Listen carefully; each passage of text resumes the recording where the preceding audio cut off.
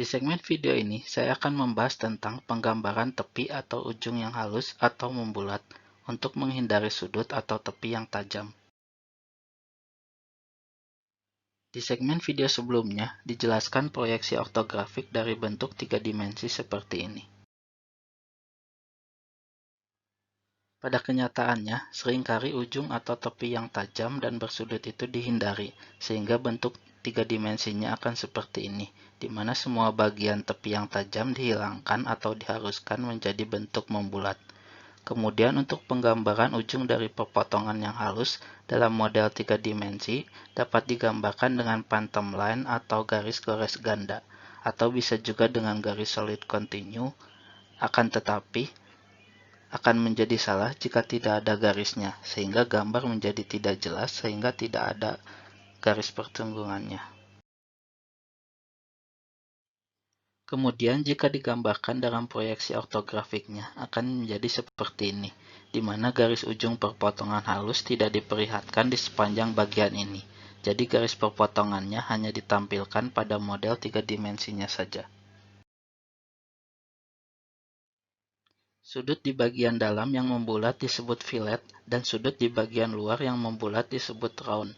Bentuk tepi atau sudut yang tajam biasanya dihindari dalam mendesain bagian yang akan dicetak atau ditempa karena sulit diproduksi dan dapat melemahkan bagian tersebut, sehingga sering digunakan bentuk tepi yang membulat untuk menghilangkan sudut yang tajam, tetapi dapat mempersulit penggambaran bentuknya.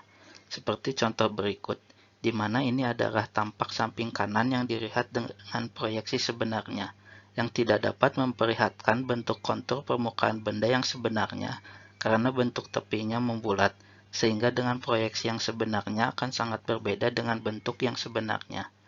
Sehingga dapat dilakukan cara proyeksi konvensional yang digambarkan dengan garis, sehingga memperjelas bentuk proyeksinya, walaupun bukan proyeksi yang sebenarnya.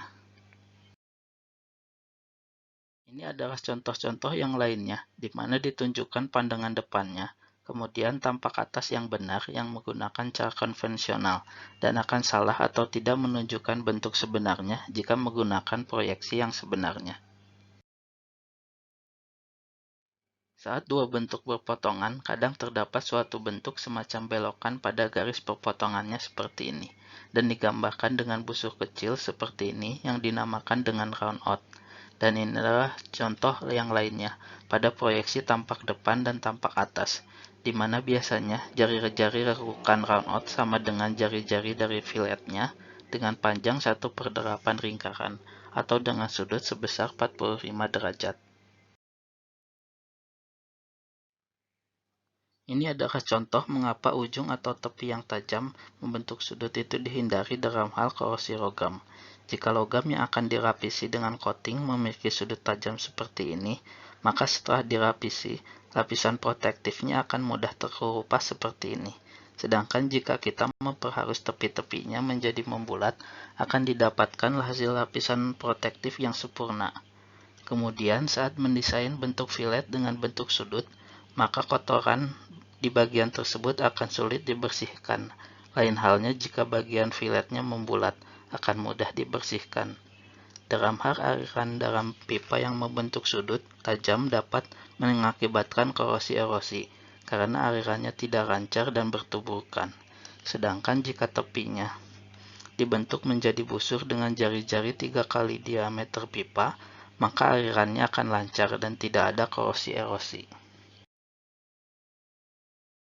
Dalam hal desain casting untuk logam juga selalu diperhatikan untuk menghindari bentuk yang sudutnya tajam dengan membentuk bagian tepi menjadi membulat dengan jari-jari tertentu, sehingga aliran logam tidak mengalami turbulensi, terutama di bagian sudut yang tajam akan menjadi bagian dengan struktur kolumnar yang paling lemah seperti ini dibandingkan dengan tepi yang membulat.